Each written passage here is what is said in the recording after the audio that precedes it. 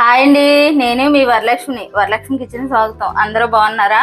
అందరూ బాగోవాలి, అందులో మేము ఉండాలని మనస్ఫూర్తిగా దేవుని కోరుకుంటున్నానండి. ఈ రోజు మనము గుడ్లు బెండకాయ పులుసు చేసుకుందామండి. అందుకని 4 గుడ్లు ఉడకబెట్టి పెట్టాను, ఘాట్లు పెట్టి పెట్టానండి. ఇవ్వండి, ఘాట్లు పెట్టి పెట్టాను. కొంచెం కరివేపాకు తీసుకున్నాను, కొంచెం కొత్తిమీర కట్ చేసి పెట్టాను, 2 టమాటాలు గుజ్జులాగా కట్ చేసి పెట్టానండి, ఒక ఉల్లిపాయ, పెద్ద ఉల్లిపాయ కట్ చేసి పెట్టాను, 4 పచ్చిమిరపకాయలు ఇలా ఘాట్లు పెట్టి పెట్టుకున్నాను. బెండకాయ పులుసుకి ఇలా బాగుంటాయి. ఇంకోండి, బెండకాయలు కట్ చేసి పెట్టుకున్నాను శుభ్రం కడిగేసి. ఇప్పుడు ఇది మనము బెండకాయ పులుసు చేసేసుకుందామండి. ఇంకోండి, గిన్నె పెట్టుకున్నాం కదా బెండకాయ పులుసుకి, నూనె వేస్తున్నానండి. 4 స్పూన్లు నూనె వేసానండి. ఇంకోండి, ఒక 1/2 చెంచా పసుపు వేస్తున్నాను గుడ్లు వేపుకోవడానికి.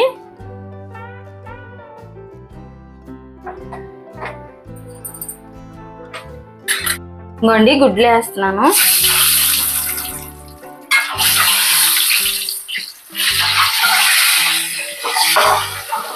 ఇంకోండి, కొంచెం వేపుకోవాలండి, వేపుకుంటే బాగుంటాయి బెండకాయ పులుసులోకి గుడ్లు. ఇంకోండి, అందుకని గుడ్లు వేపుతున్నాను. ఇంకోండి, వేగిపోయాయి కదా, ఈ గుడ్లు తీసేసుకుందాం మనము. ఇంకోండి, ఇలా వేగితే చాలండి.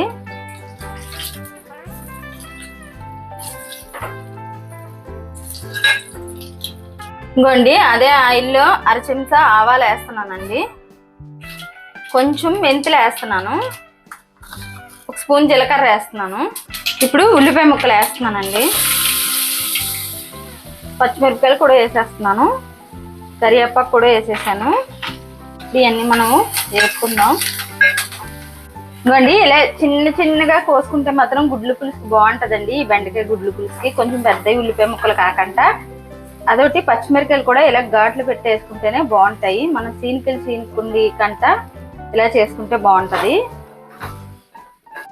ఇంకోండి, చూడండి, ఉల్లిపాయ ముక్కలు వేగిపోయాయి కదా, ఇప్పుడు మనము అల్లం పేస్ట్ వేసుకుందామండి. ఇంకోండి, వేగిపోయి ఉల్లిపాయ ముక్కలు, ఇప్పుడు అల్లం పేస్ట్ వేస్తున్నాను. ఇంకోండి, 1 చెంచా అల్లం పేస్ట్ వేసానండి.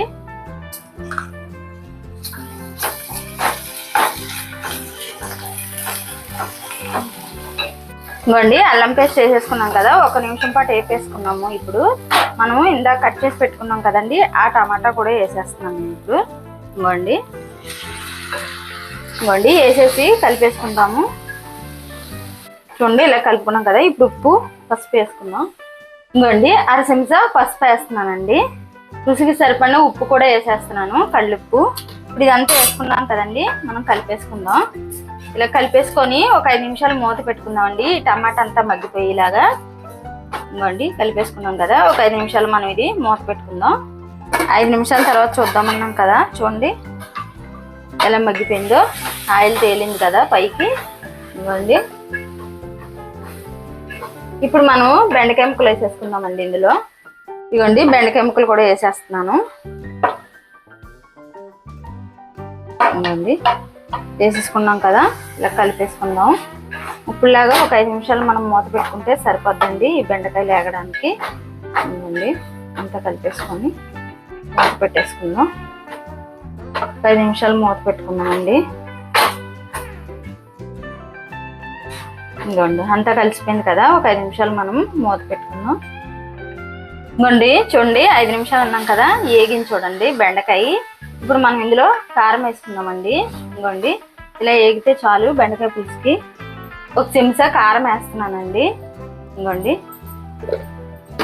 కారం వేసుకొని 1 నిమిషం పాటు ఉంచుకొని చింతపండు పులుపు వేసుకోవాలండి. ఇంకోండి, ఇలా కలిపేసుకుంటున్నాం కదా, ఇప్పుడు ఇందులో మనము చింతపండు పులుపు వేసుకోవాలి, 1 నిమిషం ఉంచుకొని.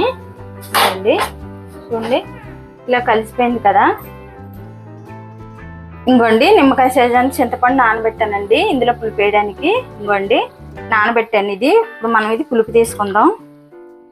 ఇంకోండి, ఇప్పుడు పులుపు వేసేస్తున్నాను నేను.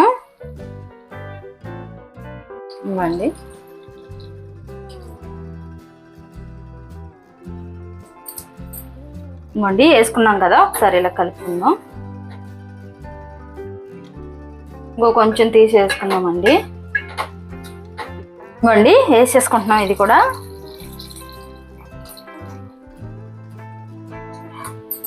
ఇంక వేసుకున్నాం కదండి, ఒకసారి ఇలా కలిపేసుకొని ఒక 5 నిమిషాలు అయితే అయిపోద్దండి. ఒక కెర్లాక ఇప్పుడు మనం గుడ్లు వేసుకున్నామండి. ఒక పొంగు వచ్చాక ఇప్పుడు మూత పెట్టేస్తున్నానండి. చూడండి ఇక ఇలా మరిగింది కదా, ఉడికింది చూడండి. ఇప్పుడు నేను కొత్తిమీర వేస్తున్నాను కొంచెం. ఇంకోండి కొత్తిమీర వేసి ఒక అర చెంచా జీలకర్ర పొడి వేస్తున్నానండి. ఇంకోండి ఈ జీలకర్ర పొడి వేస్తే మాత్రం ఈ గుడ్లు పులుసు చాలా టేస్ట్గా ఉంటుందండి. వేసుకున్నాం కదా, ఒకసారి ఇలా కలిపేసుకుందాం. ఇంకోండి చూడండి కలిపేసుకున్నాం కదా. ఇప్పుడు మనం ఇందాక వేపి పెట్టుకున్నాం కదండి, ఈ గుడ్లు కూడా వేసేస్తున్నాను నేను ఇప్పుడు. ఇంకోండి మొత్తం వేసేసుకున్నాం కదా. ఇప్పుడు ఒక 2 నిమిషాలు ఉంచుకొని ఆపేసుకున్నామండి. ఇంకోండి అయిపోయిందండి గుడ్లు పులుసు. ఇంకా మనం ఆపేసుకున్నామండి. ఇలా చేసుకుంటే మాత్రం చాలా బాగుంటది ఈ గుడ్లు పులుసు. చూడండి ఎంత ఎమ్మిగా ఉందో, టేస్ట్ మాత్రం అదిరిపోద్ది. ఎందుకంటే మనం గరం మసాలా అది వేయకూడదండి ఈ పులుసులకి. ఓన్లీ జీలకర్ర పొడి కానీ మెంతి పొడి కానీ వేసుకోవాలి. అలాగైతే మాత్రం టేస్ట్ మాత్రం చాలా బాగుంటది. ఇంకా అయిపోయిందండి ఇది. నచ్చితే లైక్ చేయండి, షేర్ చేయండి, కామెంట్ చేయండి, సబ్స్క్రైబ్ చేయండి. కాకపోతే ఒకసారి ట్రై చేయండి. ఈ గుడ్లు పులుసు చాలా బాగుంటది. ఈ గుడ్లు బెండకాయ పులుసు ఎమ్మిగా చూడండి ఎంత బాగా ఉందో. వేడి వేడి అన్నంలో కానీ వేడి వేడి రాగి సంగటిలో కానీ వేసుకుంటే మాత్రం భలే ఉంటదండి. రాగి సంగటికి అయితే ఇంకా సూపర్గా ఉంటది. ఎందుకంటే ఎమ్మిగా ఈ పులుసు ఇలా చిక్కగా ఉంది కదా, చాలా బాగుంటది. రాగి సంగటిలో వేసుకున్నా కూడా చాలా బాగుంటది. వేడి వేడి అన్నంలో వేసుకున్నా బాగుంటది. కాకపోతే ఒకసారి ట్రై చేసేసేయండి నా బెండకాయ పులుసు.